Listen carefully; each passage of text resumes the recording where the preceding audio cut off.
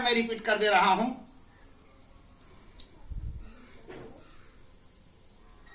The prime minister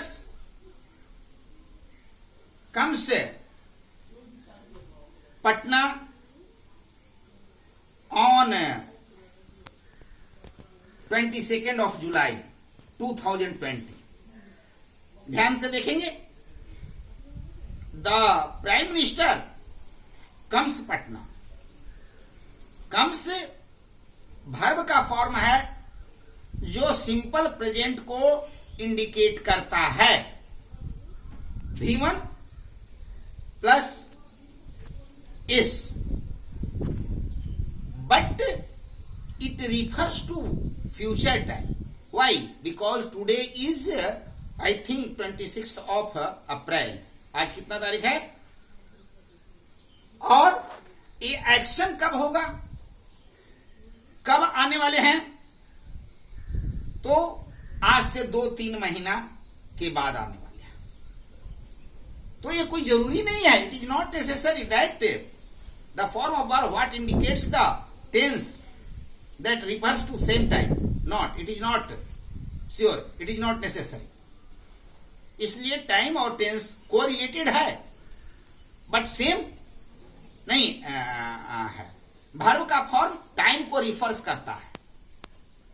प्रत्येक time में कुछ ना कुछ टेंस होता है, एक्शन होता है, लेकिन प्रत्येक टेंस में जो एक्शन इंडिकेट किया जाता है वो उसी टाइम को रिफर करे, ये कोई जरूरी नहीं है।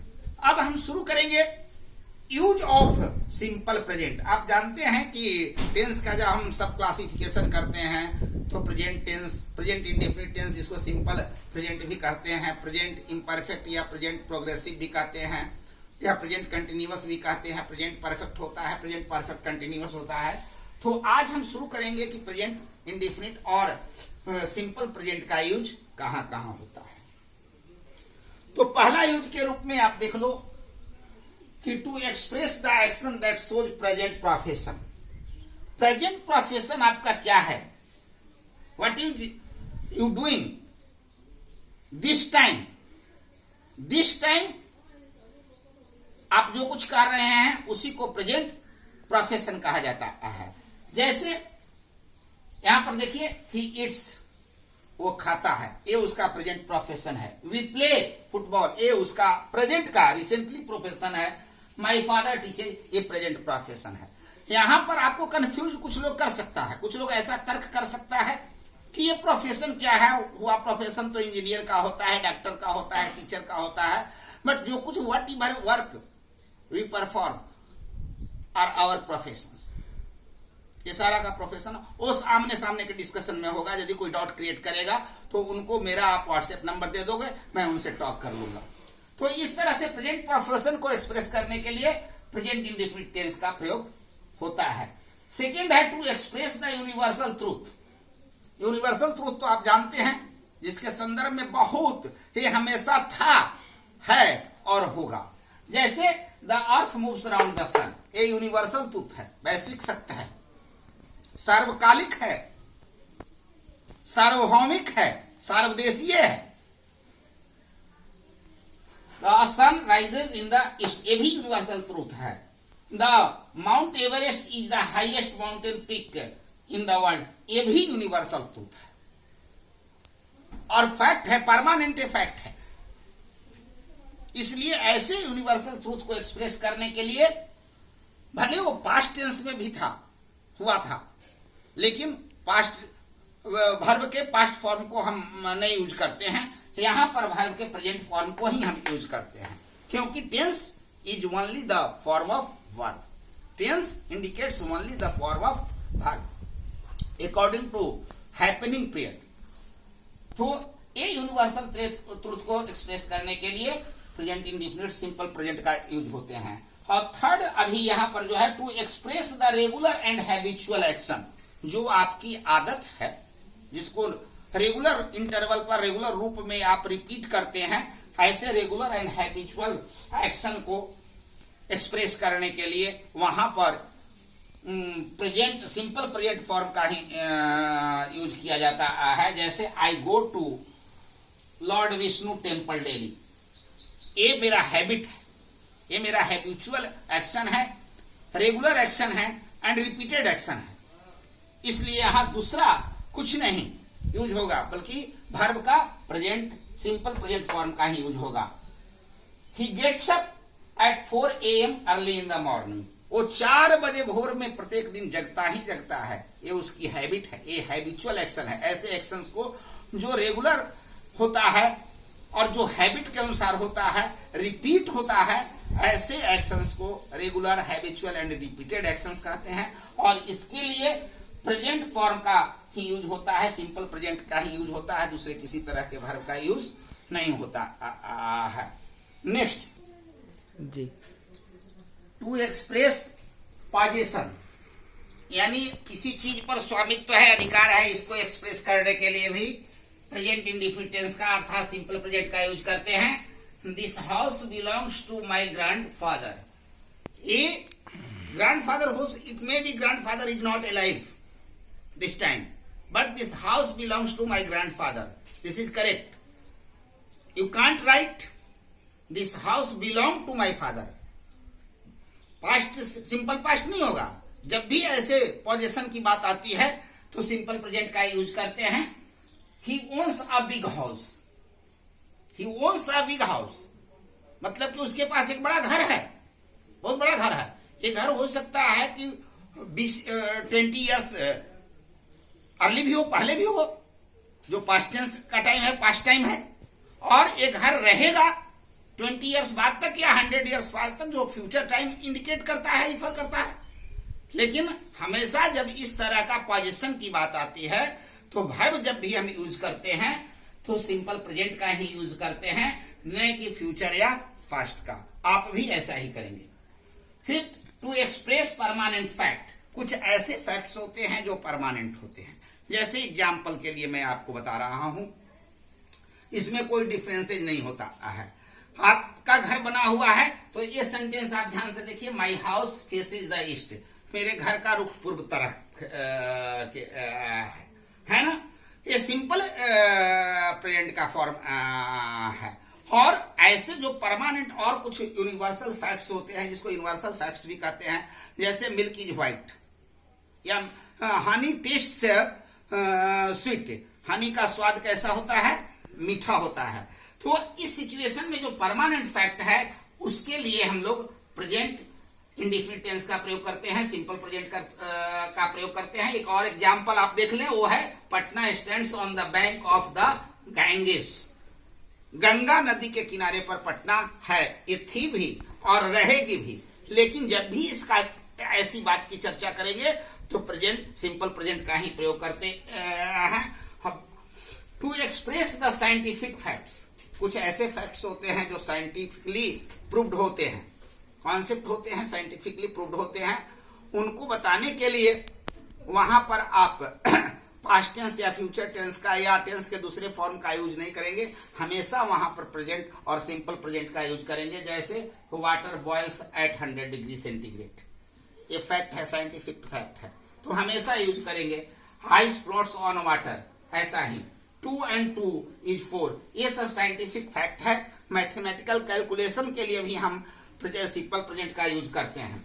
अगला आप देखिए, टू एक्सप्रेस ह्यूमन फीलिंग्स और emotions, we all love our mother, यानी जहां ह्यूमन फीलिंग्स की बात करने की बात आती है, ये भी एक परमानेंट फैक्ट होता है। इमोशन की बात आती है तो उस सिचुएशन में हम टेंस का ही यूज करते हैं, सिंपल प्रेजेंट टेंस को ही यूज करते हैं।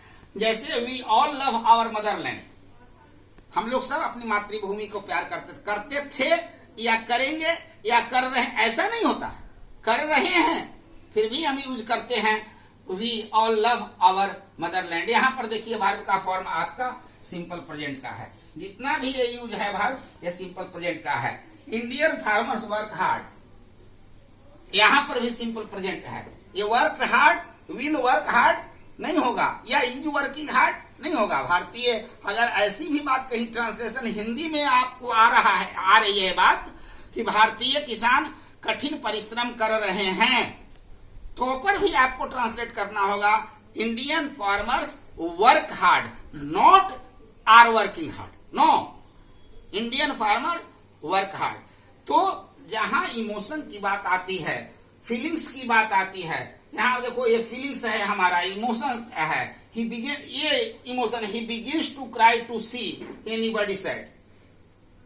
वो जब भी किसी को दुखी देखता है चिल्लाने लगता है, रोने लगता है, उदास हो जाता है। ये इमोशन की बात यहां पर आई, ये उसकी हैबिट है जी, आदत है, और इसलिए ये फैक्ट बन रहा है, परमानेंट फैक्ट बन जाता है। और यहां पर बिगिंस का यूज करते हैं। पॉज।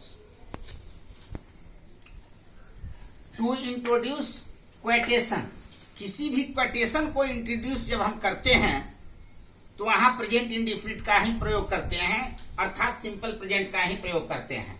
यानी कोटेशन के कहने वाला के लिए भी, यदि जो कोटेशन कहता है, कोटेशन जो कोट करता है, वहां पर हमेशा प्रेजेंट इंडेफिनिट टेंस का ही प्रयोग करते हैं।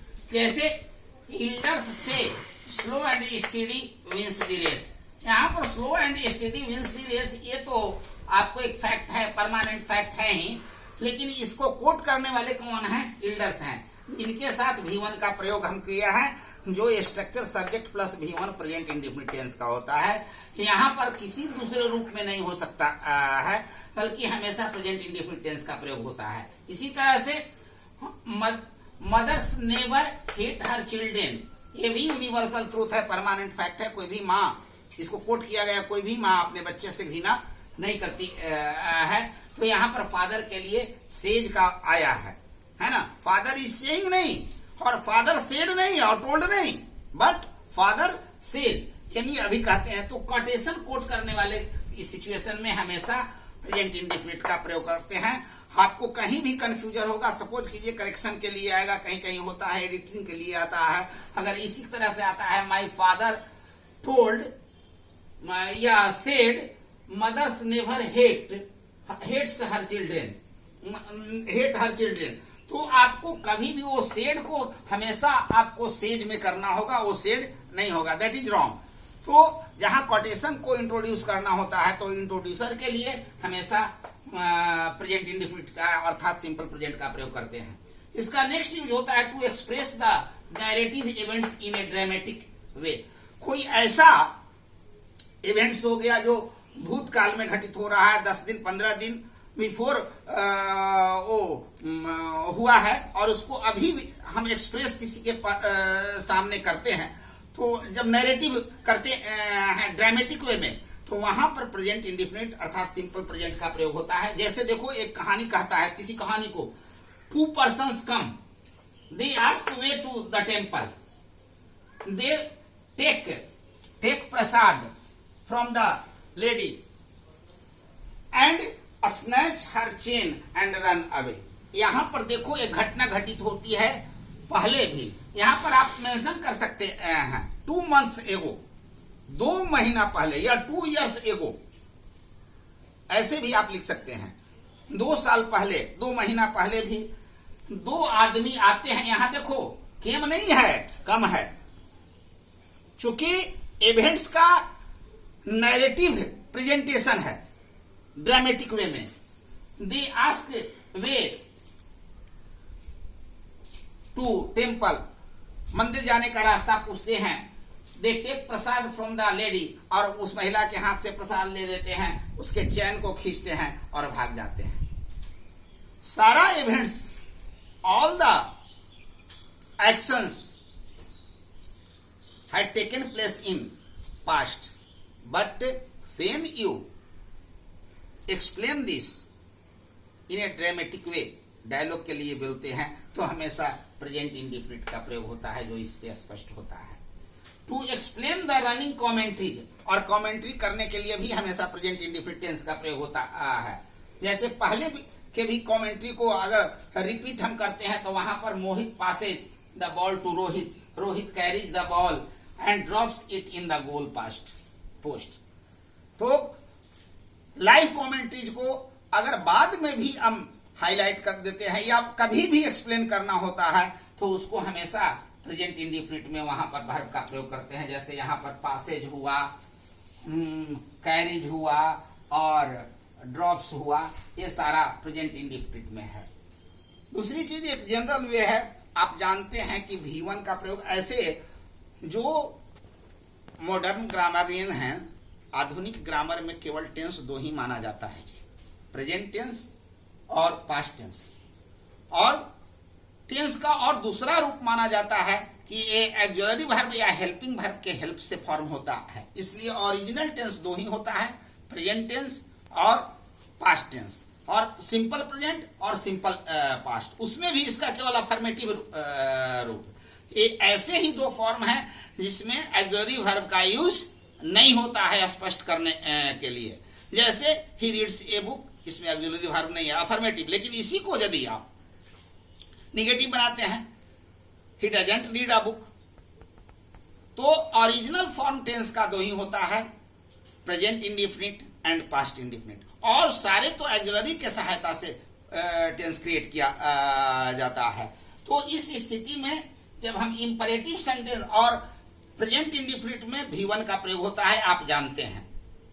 लेकिन दूसरे फॉर्म में जब भी हम V1 का यूज करते हैं, या जिसको वेयर वर्ब भी, वेयर इन्फिनिटिव भी कहते हैं, इन्फिनिटिव विदाउट टू भी कहते हैं, तो वहां पर कोई ना कोई ऑक्सिलरी का यूज होता है। लेकिन जब हम इंपरेटिव सेंटेंस से स्टार्ट करते हैं, इंपरेटिव सेंटेंस बनाते हैं, तो वहां वेयर इंपरेटिव का यूज करते हैं विदाउट ऑक्सिलरी। जैसे come here my boy, live long my son, blessing के लिए, कर्स के लिए हम क्या करते हैं, V1 का यूज करते हैं, जो V1 है प्रेजेंट टेंस का फॉर्म और सिंपल प्रेजेंट का फॉर्म। तो ये कुछ यूज हुए, से और एक दो यूज है जो नेक्स्ट वीडियो में, नेक्स्ट क्लास में हम आपको जो इंपॉर्टेंट कुछ यूज है, जैसे प्लान्ड एक्शन को जो फ्यूचर में होने वाला है उसके लिए प्रेजेंट इंडिफिनिट टेंस का प्रयोग करते हैं। यहाँ प्रिंसिपल क्लॉज और सबऑर्डिनेट क्लॉज होता है, तो कंडीशनल सेंटेंस को एक्सप्रेस करने के लिए प्रेजेंट इंडिफिनिट टेंस का प्रयोग करते हैं। तो ये कुछ और एक दो यूज रह गए जो नेक्स्ट क्लासेज में होगा। Thank you very much.